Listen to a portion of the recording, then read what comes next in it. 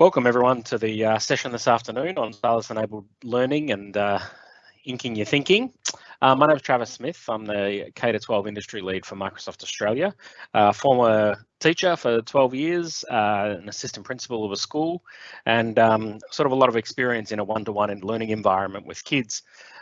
So today what we're going to do is talk a little bit about some of the academic research behind use of a sort of stylus-enabled device and the benefits of that, some of the teaching practices and some of the sort of research behind it. There's a link on the first slide there that you can see, aka.ms/why digital inking works. And I think there's 4 or 5 articles in there that I'll probably reference bits and pieces out of during today's session. So if you want to have a look at those at any stage, then feel free to go to that link, and I'll put it up as I move through so that you can go there and have a bit of a look. So one of the interesting questions that we have, especially with I think there's going to be a bit of a trend of a return to looking at one-to-one device programs in schools, given what we've experienced with COVID-19 and with the pandemic, because I think that there's certainly highlighted a need for students to have devices if, for heaven's sake, we go back into lockdown, or if we sort of see this thing going on for years and we're opening up and closing down over years, then we really need to make sure that students are resourced with the kind of device they need for their learning. And so there's often this device dilemma discussion about, I want a tablet, but I need a PC. I want a tablet because it's thin and it's light and it's quick on and, it's instant on, allows me to do stuff really quickly. But I need a PC or a Mac to sort of do the heavier, grunty stuff that we need to do when we're teaching. I think that when it comes to students, there's this third element over here, which is the idea of I need a workbook, because there's something very different about working in pen and paper or digital pen and paper as opposed to working with traditional keyboard or with on-screen keyboard.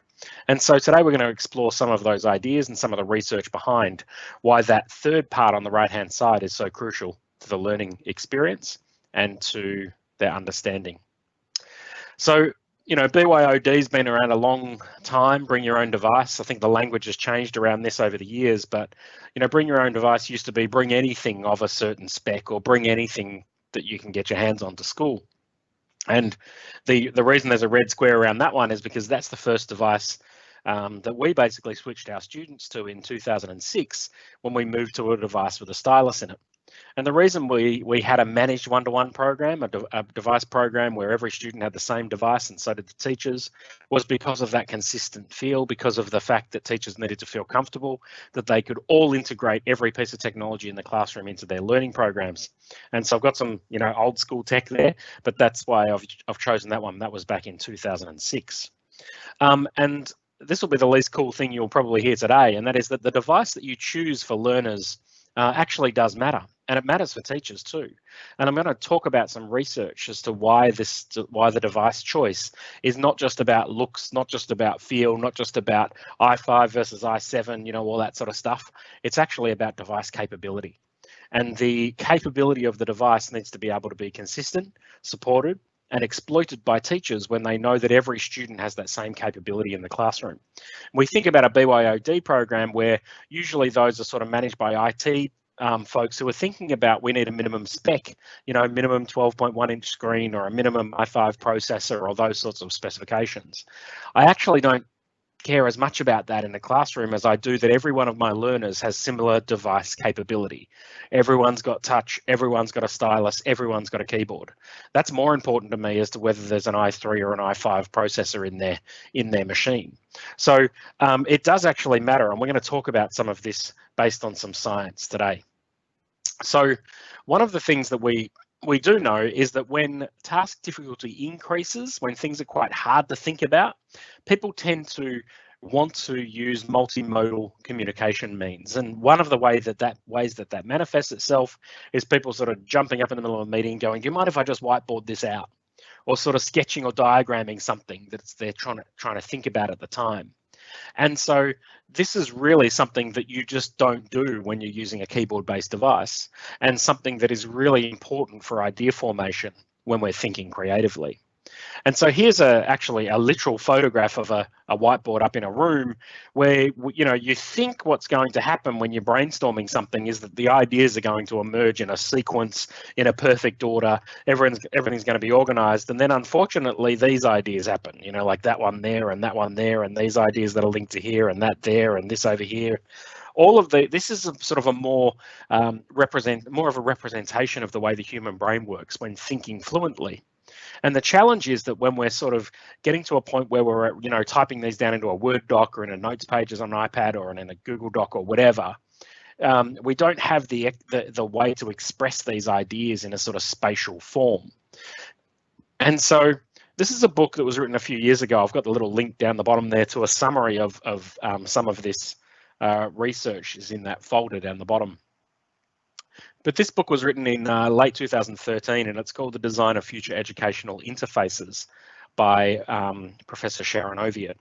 And it's really a distillation of lots of research that is about the way the human brain works, about the way we think while we learn, and then linking the type of device that you have or the device capability to some of those thinking processes that you do whilst you're learning. And there's an awful lot of areas of research covered in here. You can see some of those in the top quote. And the premise of the book really was, if we were to start again devising a device for learning, what would it afford? What would we put in it? Would it have keyboard, touch, pen, mouse? You know, what would it be able to have? And the answer is everything. It should have all of those things. But if we start thinking about what we want our devices to do, and if you're thinking, like in the bottom quote there, that you want to do thinking and problem solving tasks, if you think they're crucial things that students should do on computers, then a stylus is absolutely crucial. And there's reasons why. For example, people will produce 36% more ideas in a brainstorming session using a pen and paper than they will with a keyboard. It just seems to be a more connected to the way the human brain works, a more spatial way to get ideas out. And it's something that we shouldn't throw the baby out with the bathwater when we're doing this kind of thinking, because right now what often happens is the students are sitting there with a keyboard only based device and they just simply don't do that step. They don't get the paper out and do the brainstorming on it before they start to create their essay or create their story or whatever it is. And it's a missing piece of the puzzle that actually leads to less fluent presentations, less fluent essays, and so forth.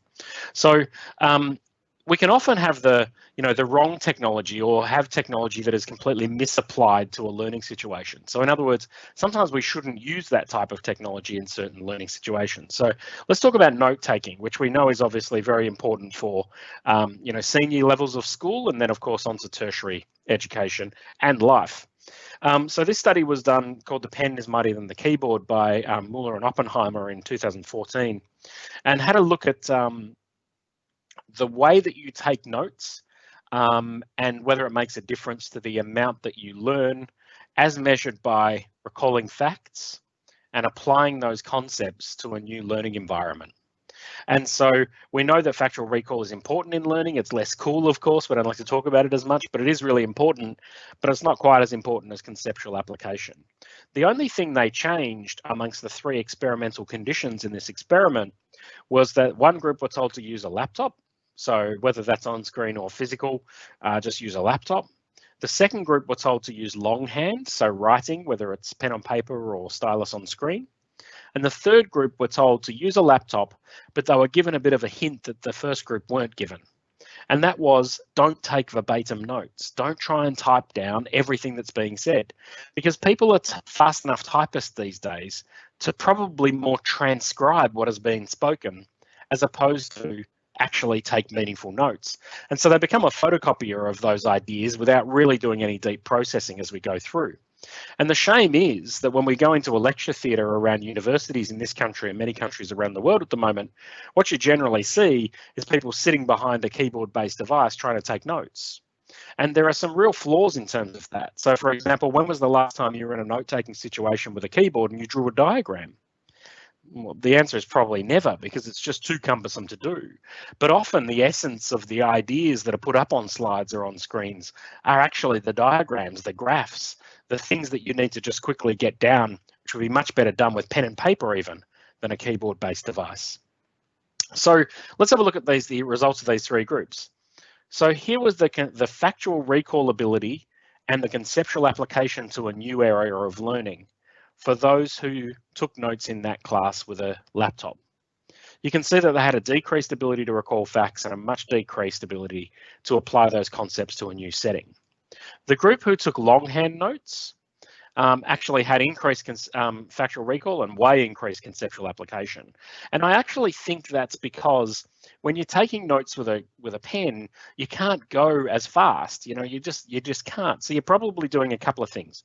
First thing you're probably doing, and many of us have been to university where you know the lecturer moves their slide onto the next slide, and you hear the audible groan go around the student body. Go, oh, I haven't got all that down yet. And so what you end up doing is realizing that I don't have time here to get everything down. So you've got to look at that content and sort of take dot points or work out what are the important bits. It might be to quickly draw that graph and put some notes around the outside of it. And by doing notes that way, you are actually processing that stuff through your brain once, which means that when you've got deeper neural connections in your memory system, so that when it comes time to recall those back, you've actually got more of a chance of recalling those, as opposed to just mindlessly transcribing things down. So I think that's a reason that occurs. When the third group who were told don't take verbatim notes, they actually saw a slight improvement in factual recall versus certainly the group who weren't told that trick, but they still didn't achieve as well as those who took notes by hand. And still the conceptual application was a challenge. And so this is an example of us misapplying technology to a learning scenario, or having the wrong technology. Students would be better to have a device where they could combine perhaps note-taking by keyboard plus diagramming by stylus. They'd do even better if they use stylus all the way through because of that slowing down of the thinking process. And so here's an example of some notes that a friend of mine who was studying medicine was taking. This is actually the second cut of his notes. The first version of his notes, he would sit in his lecture with his Surface device and he would just take notes as the lecture was going on. And then what he would do, because it's obviously medicine, he was pretty serious about his studies, is he would grab the lecturer's slides, and you can see that square I've drawn around there is actually an EEG or an ECG or something that has been taken from the notes from the professor's slides or whatever, and he's then incorporated those into his notes. And then he's been able to do a second version of his notes, which is sort of to get that written stuff and put it over the top of his diagram. It's the devil's in the detail here, though. So if I zoom right in there, you can see here, just let me get my highlighter out. You can see all these little markings that he's been doing. All of these are what they call non-linguistic visuospatial markings. And what that means is that they're non-linguistic, so they're not often words. They're just, note, little arrows, underlines, asterisks, marks, whatever they are. But they're also visuospatial because they're sort of an indication of where he was thinking about at that time. They also serve as great memory cues when it comes time to get that information back. And so he's got a really rich set of notes here that leverages a couple of different types of information. Professor Gordon Sanson from Monash University used to talk about these terms down the bottom here, the idea of high fidelity and low fidelity content. So let me explain what that means. High fidelity content is highly structured stuff that you learn from. For example, that EEG that is on the slide there, that graph is actually a high fidelity thing that has been lifted as a screenshot and plonked into his notes. Low fidelity is all of the other written stuff that you can see everywhere. All of those things that he's added to that are called the low fidelity inputs. And the best way to work in terms of sourcing information and then working on it is a combination of high fidelity, the original source material, and low fidelity inputs, which is the writing, annotating, and marking up that happens across the top of it. And so one thing that really interests me in schools is the use of e-textbooks. Now, e-textbooks are great because in an e-textbook, you get manipulatives, so you get things that rotate around, you get hyperlinks out, you get videos embedded. There's no doubt they're better than a sort of paper textbook. The challenge is, how do you actually work on top of that? I actually think a textbook should be a place you learn on, not just learn from. And so I taught Year 12 psychology for a dozen years. And I used to say to my Year 12s, I'm afraid that you won't be selling your psychology textbook at the end of this subject, because, you know, students sell their textbooks at the end of the year to the next year level. And I said, you just won't, because it'll be full of stuff. It'll be scribbled on, drawn on, marked up. It'll have sticky notes throughout. It'll have stuff written in the margin. It is the place where we're going to learn on for the next 12 months. And so, for example, we'd do an experiment in class. They wouldn't understand why the experiment was coming. We'd do that experiment, and then I'd get them to read a couple of paragraphs of the next piece of notes, and then get them to justify why the experiment on top of the theory in their textbook. And there was a couple of reasons that I did that. The first reason was that episodic memories, so the experience, are stronger than semantic memories, which is the knowledge. So if I can link an episodic memory, the doing of the experiment, to the semantic memory, the knowledge of the stuff, then I actually have twice the chance of getting that information back out of long-term memory when it comes time for an exam, a test, or a common assessment task. So the idea of being able to annotate on top of stuff is really, really rich. And I wanted them to have all those memories come flooding back when they came exam time and they were reading through their textbook or looking things up. Oh, that's right, we did that experiment there. I wanted all of those memories to be triggered in their brain. And so, you know, I've got my Surface Pen here. It's easy to just double click my pen and it just gives me sort of a square or whatever, and then I can drag that and drop it onto my OneNote page and then start to take these notes or even record audio about my understanding on top of it. So it's not really about sort of writing on top of the e-textbook in this instance. It's about leveraging the content that's useful to build a rich source of high fidelity and low fidelity notes. And it's something we absolutely should encourage our students to do. The reason we should encourage them to do it is because this is what the research says about annotating and marking up on top of things. An increased depth of processing, an increased reflection on the meaning when you actually do that task, and increased memory performance are the results. So we should focus on those as a strategy that we teach students how to do. Train them how to do it and give them time to do it in our classrooms.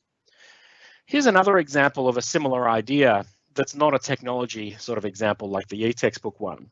Let's imagine that everyone was given these two pieces of paper here, and you were asked to solve a science problem.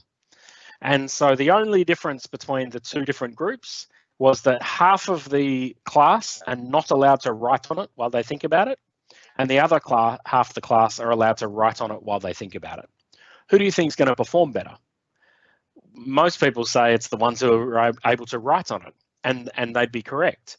This study showed that being able to annotate and mark up on top of stuff while you think deeply about it leads to a 24.5% higher solution correctness than those who can't.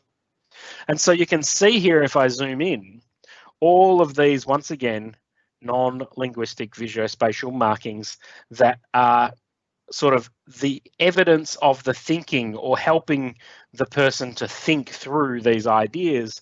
And they're kind of like there for all to see, but they were sort of done through the process of thinking by that person. And so when I think about this importance of being annotated on top of stuff, and then I reflect back to my classroom, I reckon in my one-to-one classrooms that I was teaching in, 95% or more of the content that I gave my students was actually given to them in a digital format. We would be saying, go to the internet and download this PDF file. Here's this PowerPoint, use this Word document, go to this web page, you know, copy and paste this stuff from that, you know, from that thing, and then you're going to do some work on it or whatever. And so it's digital, digital, digital, digital. And so then you get this sort of study that says, well, if they're thinking deeply about it and they can't write on it, then they're not going to be able to understand it so well. And so you think about reading for understanding. You know, there's two kinds of reading. I think there's sort of lay-back reading, which is reading for pleasure, reading a novel, you know, just, you sort of, it doesn't matter if it glosses over you, you're reading for enjoyment, you don't have to sort of focus on the detail. And there's leaning forward reading. And leaning forward reading is really sort of reading for understanding. What English teachers love us to do, of course, is underlining the key terms, writing question marks, thinking about connection between ideas. That's all leaning forward reading. And so with 95% or more of the stuff coming at students in a digital format, how do we do that if we don't have a stylus in our computer? So it is really important based on lots of the evidence. And so when you think about some of these subjects, mathematics and science and physics and chemistry and music theory and Japanese and art, there's a commonality amongst these subjects. And the commonality in these subjects is that they all have a symbolic language associated with them. And the other commonality is that they're not really well suited to be taught or learned through a keyboard. Mathematics is not a subject that's really, really well learned through a keyboard. That doesn't mean that eventually students who study mathematics aren't going to use a keyboard. Of course they are. As a matter of fact, an engineer isn't going to do much mathematics on paper at all. It's all going to be computerized. But this isn't about them being an engineer yet. This is about the formation of mathematical concepts in the human brain. And we do know that the physical writing of the mathematics figures does help with the neural connections that go on in the human brain to allow them to increase understanding. An experiment was done with the formation of English language, which sort of proves this point. And it seems a bit ridiculous, but they had two groups of emerging readers, young kids, and they were learning the sounds associated with the letter A, you know, A for at, and so on and so forth. And one of the groups was actually writing the letter A while they said those sounds. So actually writing the letter A out, and the other group were pushing A on a keyboard. And the group who were writing the letter A actually had a much improved, statistically significantly improved ability to understand the different sounds associated with the letter. And this is because there's something about mind-body here. There's something about the neural connections that are being formed, the connection between the generation and firing of new neural connections while you are doing movements, and the connection between those and bringing back the memories is something that's very important. I just want to talk about mathematics for a second. Let me show you a couple of examples of some stuff. So this is a classic sort of you know, mathematics worksheet here. If I click on that, you can see the dotted line part, hopefully, is really just an A4 PDF. But it's put into a OneNote page here, and you can see that there's sort of notes taken on top of it, and there's ideas coming around here, and there's some answers going on there. And then there's all of these extra sort of explanations going on out the side there. And we know we like students to work in a down the page kind of fashion to show their steps. And so this page becomes kind of a, you know, a flexible canvas, because a OneNote page can be of any size, where they could work down, add understanding, and do whatever else. But if a teacher, for example, finds out that this is the point at which they made a mistake, they may want to intervene here. And so I think that what I would do at this stage is I might go onto YouTube, search for volume of a cylinder. Here's a video.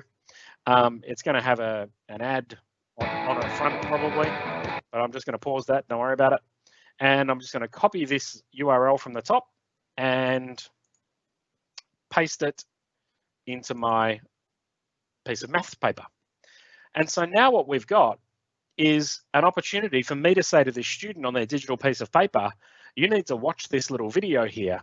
When they click that little video with their finger or their pen or whatever, their mouse, it will literally play. In this example, we're asked to find the volume of the given cylinder. To find the volume of a cylinder, we use the same. It'll play that video literally in the same piece of paper that they were doing their mathematics work.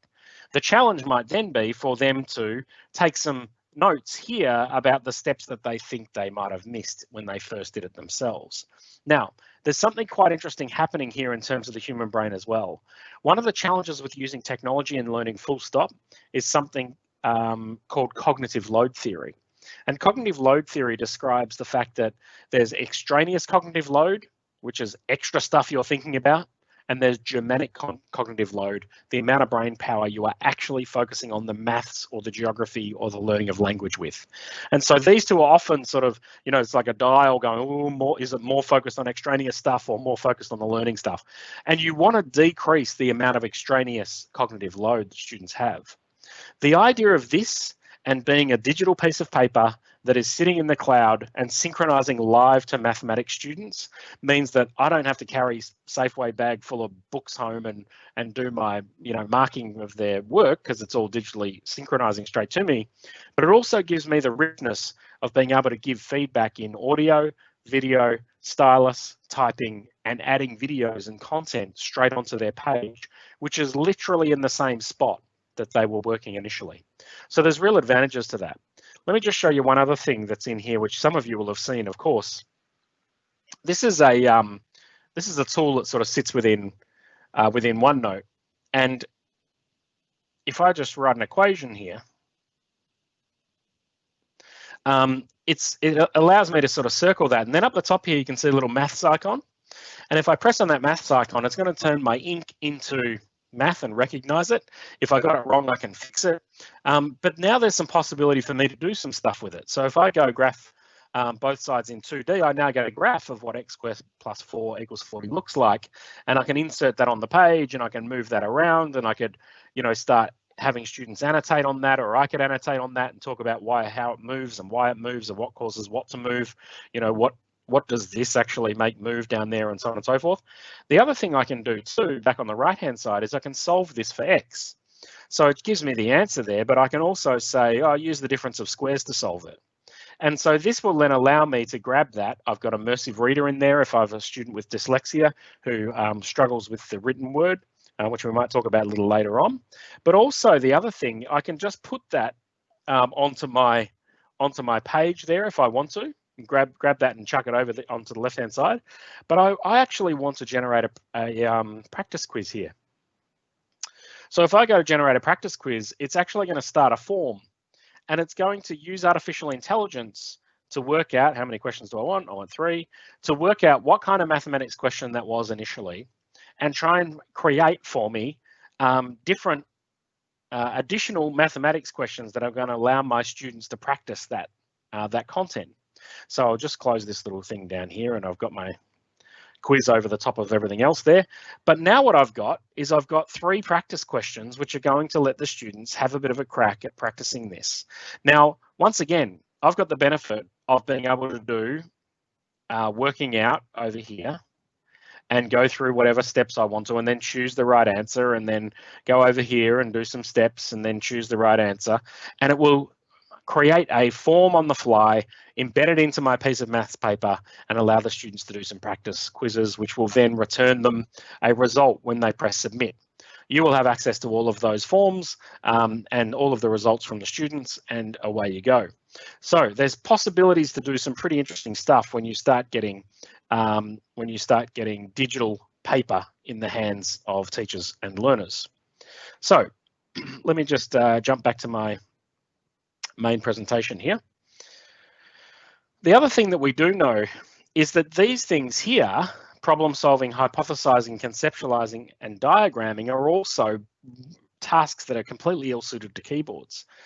We know that problem solving, I showed you that experiment before with marking up on things, hypothesizing, 36% less ideas when they're brainstorming.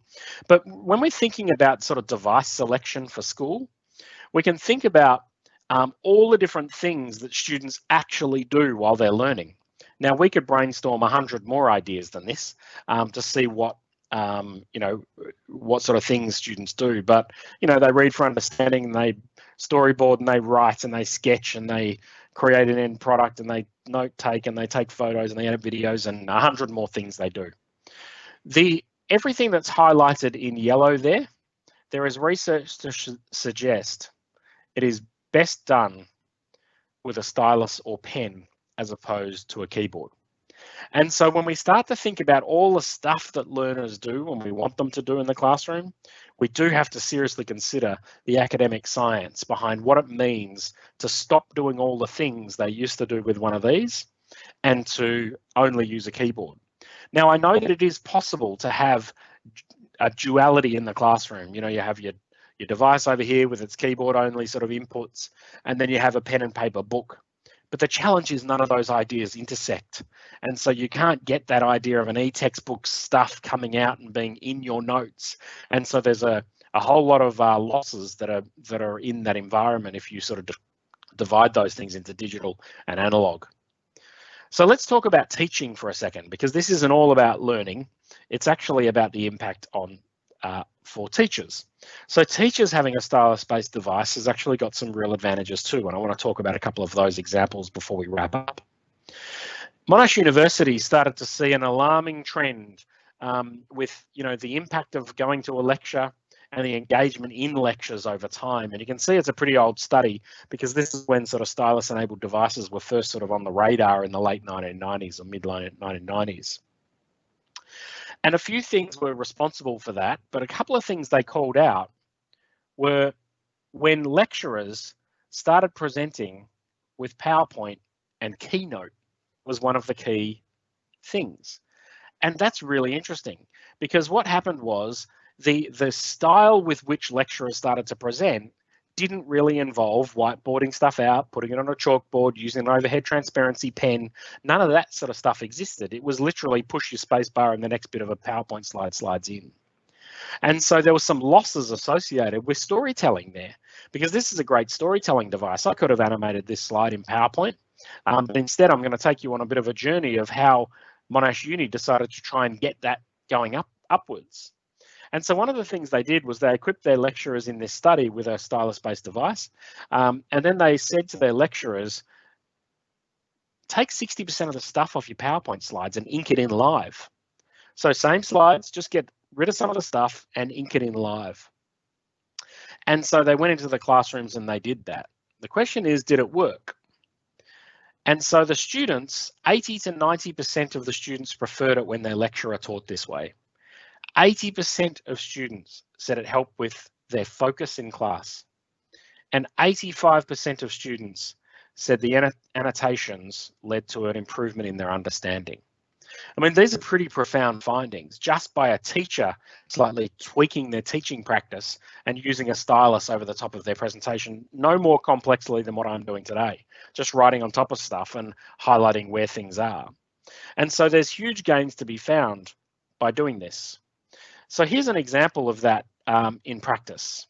This is Associate Professor Sylvia Urban from RMIT in Melbourne. And so she's a lecturer. She's also a very, very senior applied chemist who's a well-renowned published author and is someone that you'd really want to learn organic chemistry from. The problem is that in her lectures up until this point, when she started doing it this way, none of the students had actually ever seen her think like a chemist. They sort of learned from her as an associate professor of chemistry, but what they want to see is, how does she do this stuff? You know, this is the language of chemistry. And so now what she set up and what she still does to this day is roams around her classroom with her Surface device wirelessly connected to the front, and she inks over the top of her stuff while she roams around and teaches them in a fluent way. All of those notes are sitting in a OneNote notebook sitting in the cloud and are synchronizing live onto the devices of all the learners. So some of the learners are saying things like, oh, thank goodness I can see your notes appearing in my notes. And so I can actually fully concentrate on what it is you're talking about without panicking about what do I need to get down. And so the notes that they're taking are the additional things, or their understanding or their interpretation of the notes she's writing. Once again, they did some research on this, and at universities they have these measures we don't have in K-12. This is assessed by students, and it's students saying, what's the general teaching score, GTS, which means how good is this teacher at teaching us stuff, and the OSI is the overall satisfaction index with how well this course is going to prepare me to do the jobs that I want to do. And so she taught the same course for 10 years plus. This was the year where she took her stuff out of PowerPoint, Word documents and PDFs and whacked it onto a OneNote page and inked her way through her lessons with her students. And they had a massive rise, and including a rise in number of students who are passing that course. So it does actually make a significant difference when we change teacher practice. So just in the interest of time, I'm going to make sure I wrap this up by talking about some of these ideas, and then I'll take some Q&A. So on the window, there's a little Q&A window. So if you've got any questions that you'd like to fire at me, I'm happy to. I can see those coming up, so I'm happy to answer any questions as they go. So, in terms of teaching, there's some really interesting things as to why this is important for us too. One is that ability to sort of reharness storytelling, which is the idea of being able to just sort of describe something. I remember vividly a point in my teaching career, I was in a Year 8 geography class, and one of my Year 8 students said, "What's this stuff I hear on the news about the Gaza Strip? I don't know what that is." And so I went to the internet and we downloaded a map, and I just sort of, double clicked my pen and snipped that into a OneNote, and then started talking about what the Gaza Strip was, where it was, what it meant, what's the stories on the news they're hearing about. And so the ability to sort of, quickly have flexible design of content over here and be able to just grab that stuff, move down to a bit of blank space and start explaining something right here is a huge advantage when you're teaching. The other thing is we don't want to throw the baby out with the bathwater. We've been teaching for a long time as humans. The origins of our teaching as a career was, of course, storytelling. Maybe the way that this guy is teaching this here on this blackboard, maybe that's actually the best way to describe those concepts. And so we want to still be able to do that stuff without having to be hamstrung by how do I create that with keyboard and mouse. And so the other advantage of that not being on a blackboard but being on a OneNote page, for example, is that it's saved, it's backed up, it's shareable, and I can add other content like videos, etc. to it. So it's not losing any of the goodness of what he had on his blackboard there, but it's gaining all the richness of it being digital. The other thing that it sort of does, and I call this distraction recovery, is every single person who's ever been to a presentation in the world has daydreamed. And we all do it all the time, and it's probably happened to you several times while we've been presenting here today. And it's a natural part of the way the human brain works. But one of the things that I do a lot, and I've done it around this presentation today, is what I call signposting. And it's a common thing that we do in education all the time. But really, it's just about me sort of circling the bit of this that I'm talking to so that when a student comes back from a daydream, they go, oh, that's probably what he's talking about there. They don't have to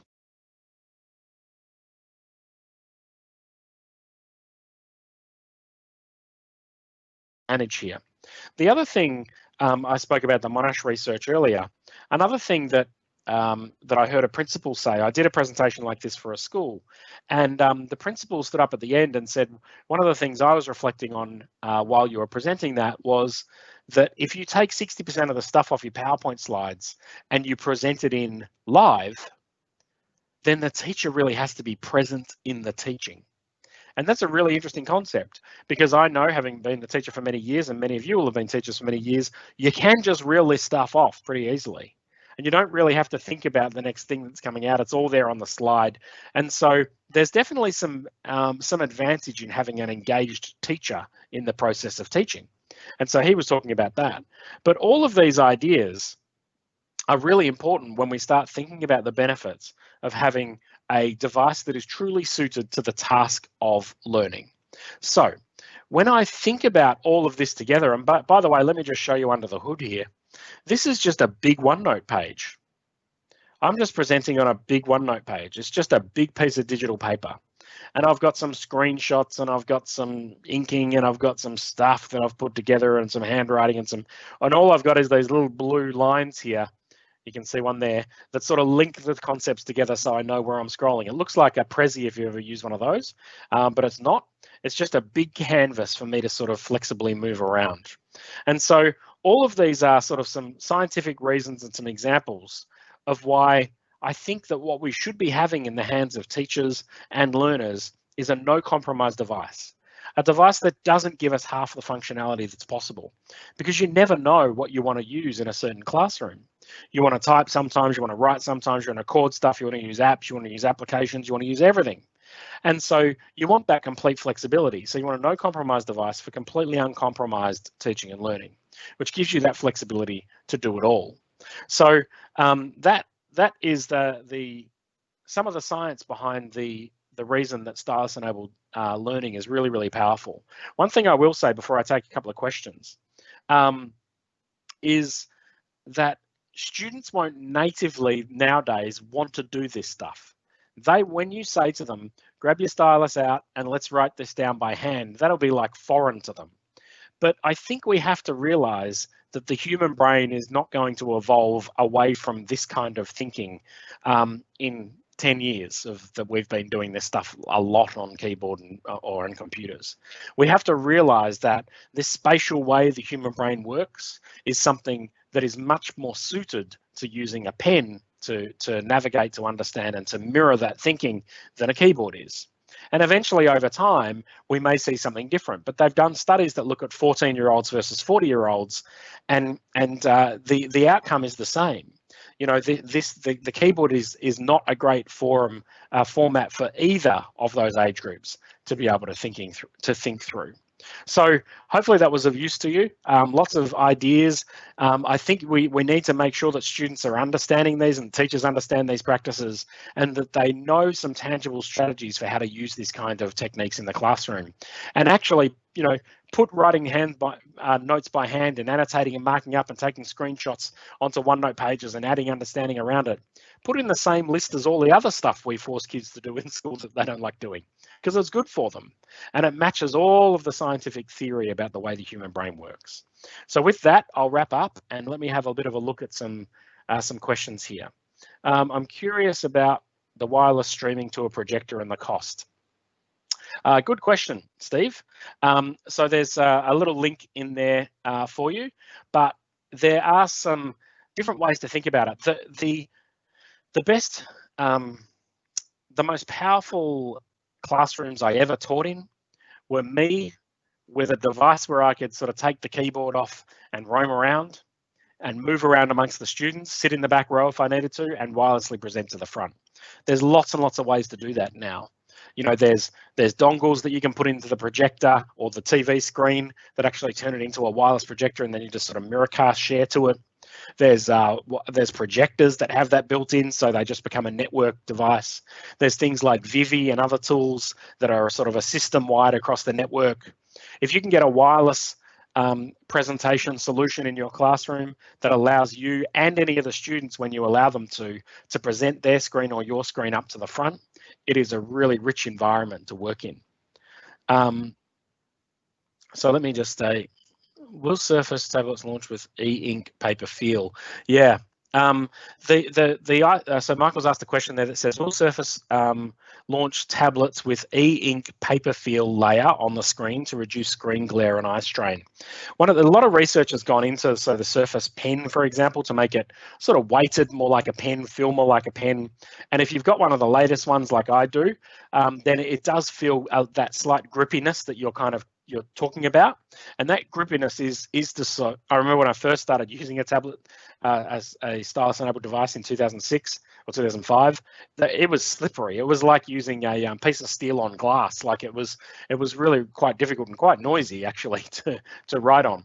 And so they've certainly improved those. I think the glare thing is a challenge. I would recommend you turn on a blue blue light filters on using Windows 10, which helps you if you're spending a lot of time doing reading or marking or those sorts of things. Then turn the blue light filter on through Windows 10 to reduce that impact of eye strain if that's a challenge for you.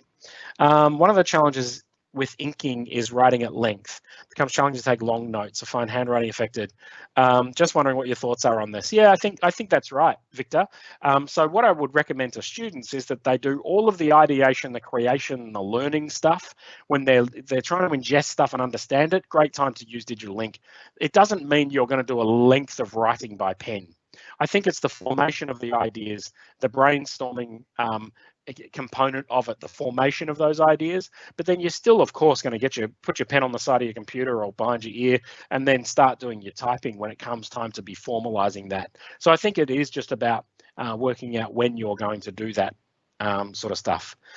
Sam, does the pressure of pen on the paper link to learning benefits? Does that translate when using a stylus?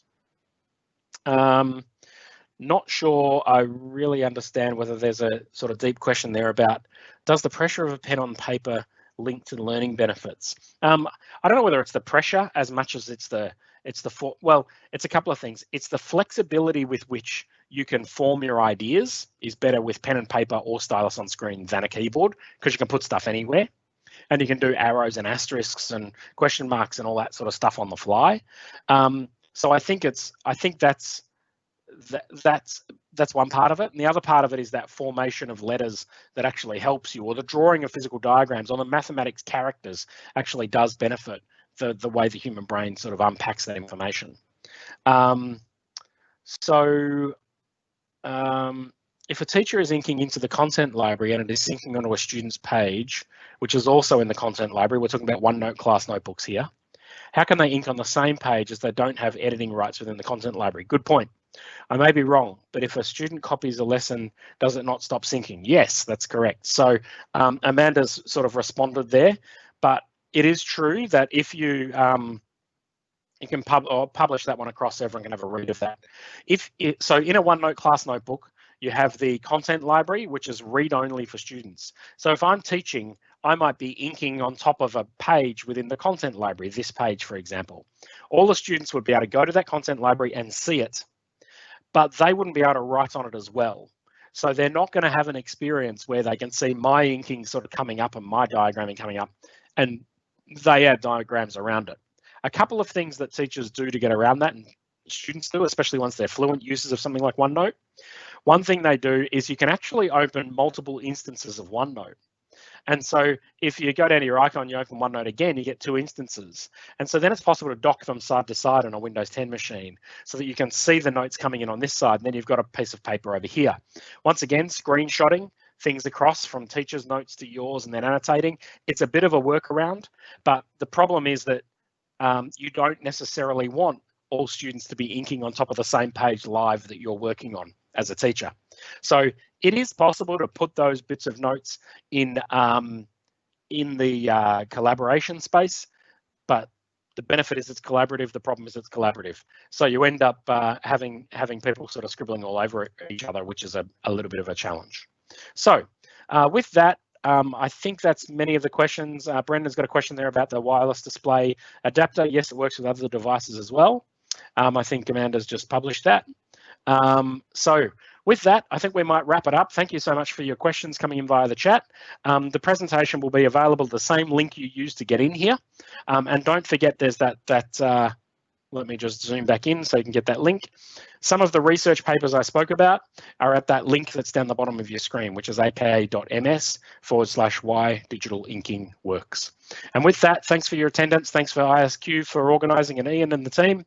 And we'll see you next time. Thanks, everyone.